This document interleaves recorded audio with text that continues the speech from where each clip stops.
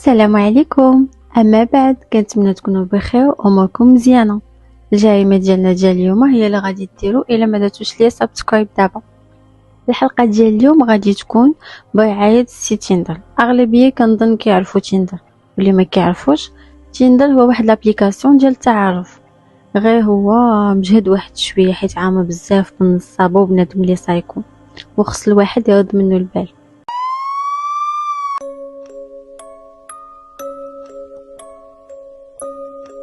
غادي ندوزو ليوتاه بالولايات المتحدة الأمريكية. نهار 14 فبراير 1995 غادي تزاد آشلين بلاك.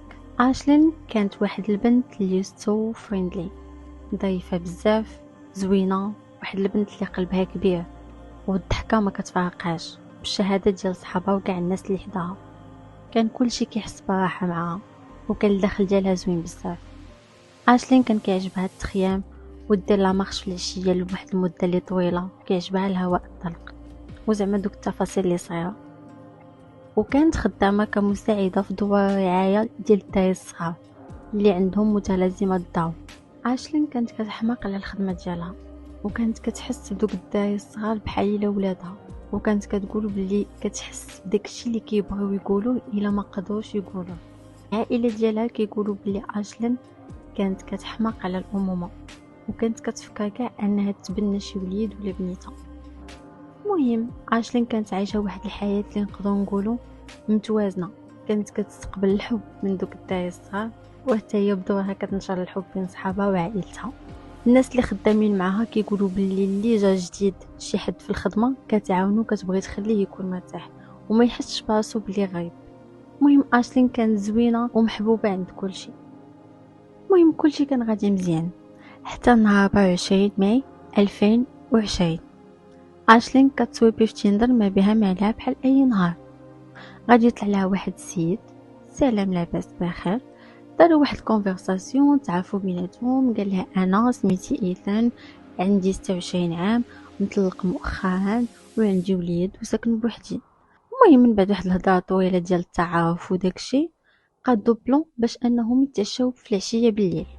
مع ديك التسعود إيثان غادي يطلق آشلين من الدار ومشاو لواحد البار صغير حداهم، تما جلسوا فيه شي 4 ديال السوايع. مع ديك الوحدة ديال الليل غادي يخرجوا من داك البار فاش كانوا جالسين، وغادي يمشيو للدار ديال إيثان. مع ديك 3 و 19 دقيقة ديال الليل 911 غادي توصلهم واحد لابيل. من شكون؟ من سي إيثان. have a male on the line saying he wants to die and that he's killed someone. He doesn't know who he has killed, but that it occurred at that address. غادي يعيط للبوليس وغايقول لهم بلي راه قتل شي حد عنده في الدار، وبلي بغى البوليس ملي يجيو يدخلوا دابا للدار ويقتلوه. وفعلا ما دازوش دقائق بزاف البوليس وصلوا عنده للدار.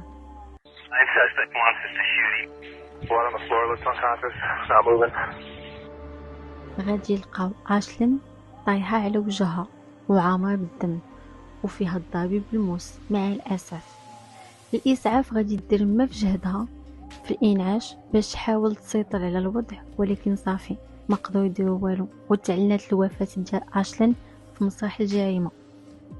إيثان اعترف تمانيت بلي راه هو اللي قتلها. قال لهم بلي كنا خارجين عادي وجينا كملنا في الدار، درنا قلة الحياة ومن بعد نعسنا. واحد الوقيته ضرباتو الفيقه، لقى راسو معنقها. واش قال ليها راسو؟ يخنقها بالجهد لمده ديال دقيقه تقريبا، وملي حس بها باقا فايقه شويه مشى سيداتي وسادتي جاب واحد الموس وبقى عليها هاك بالك شي 10 ديال الطعنات، واعترف تمانيت باللي راه قال ليها نمشيو للدار باش يقتلها، وباللي بقى كيشوف فيها شي 10 دقائق وهي كتنزف قبل ما يعيط ل 911. يعني شافها تقدر تعتق ولكن بغاها تموت. ملي بداو التحقيق معاه المقربين منه قالوا بلي كان واحد السيد كيلعب كره وخدام مزيان وكيجي في الوقت وكيضحك مع صحابه في الخدمه وكل شيء كان مزيان، ولكن مع الطلاق حسوا به تبدل، ولا غير حزين ولا انطوائي وما كيهضر مع حد، وحتى من الخدمه ولا كيتعطل، وبعد المرات ما كيجيش كاع.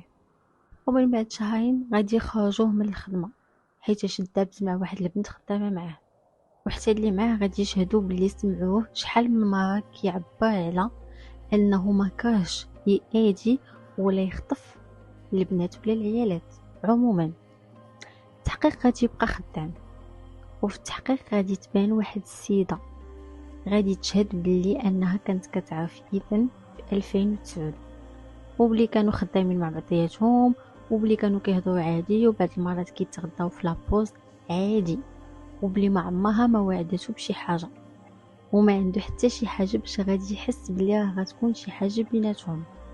حتى ل 2019 رجع كيهضر معاها، كل مره كيقول لها نتلاقاو، وهي كل مره كترفض، وكل مره من سبه كتعطيه، حتى صافي السيد زاد فيه، وكل شويه كينقز عليها من شي ابليكاسيون.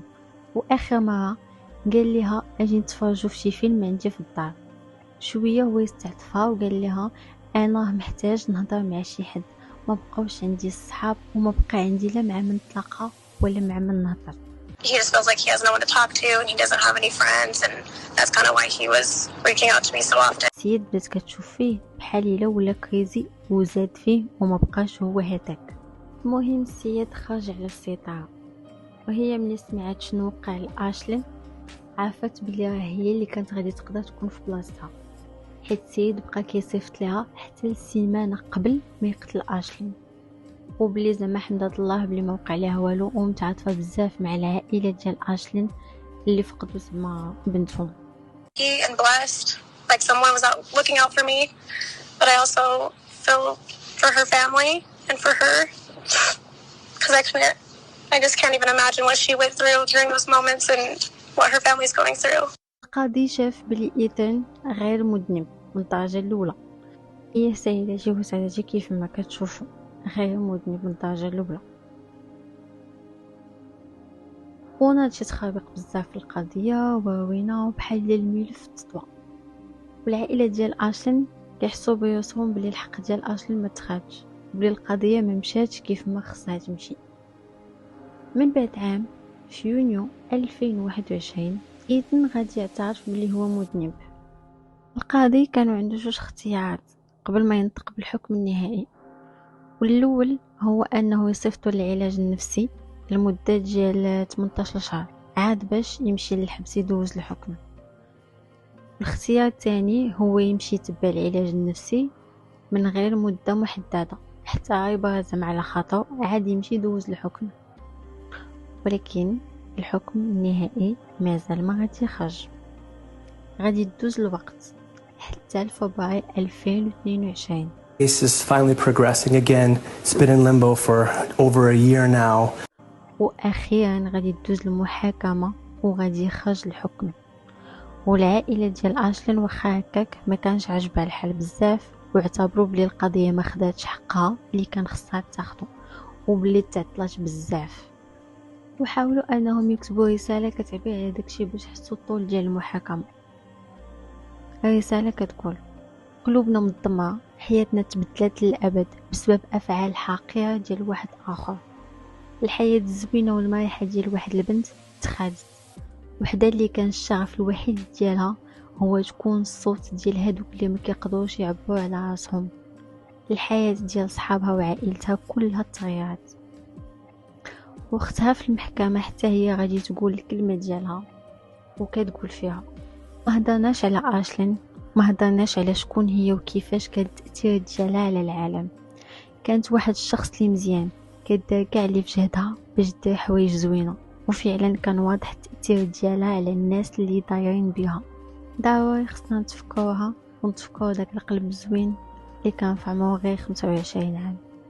هادو هما الكلمات ولا الرساله اللي قالت العائله ديال اشلين، وحاولوا يعبروا شويه على داكشي باش كيحسوا وكيفاش انهم كيشوفوا حياتهم بحال الا سالات من بعد الموت ديال اشلين بديك الطريقه اللي فعلا كانت قاصحه وخايبه عليهم. الحكم النهائي ديال إيثان غادي يخرج وغيكون 15 عام لمدى الحياه. قبل ما يدوز الحكم غادي يمشي يدير العلاج النفسي لمده ديال 18 شهر، والقاضي قال بلي دار هاد الحكم وغيصيفطو يدير العلاج النفسي حيت زعما خايف على السجناء، والبوليس ديال الحبس لا توقع شي حاجه حيت اعتبره خطير وما يمكنش توقع التصرفات ديالو. كانت هذه هي الحلقه ديالنا ديال اليوم. شنو بالكم في الناس اللي كتخلص الاغلاط والمشاكل ديالها في ناس اخرين ما عندهم حتى شي علاقه؟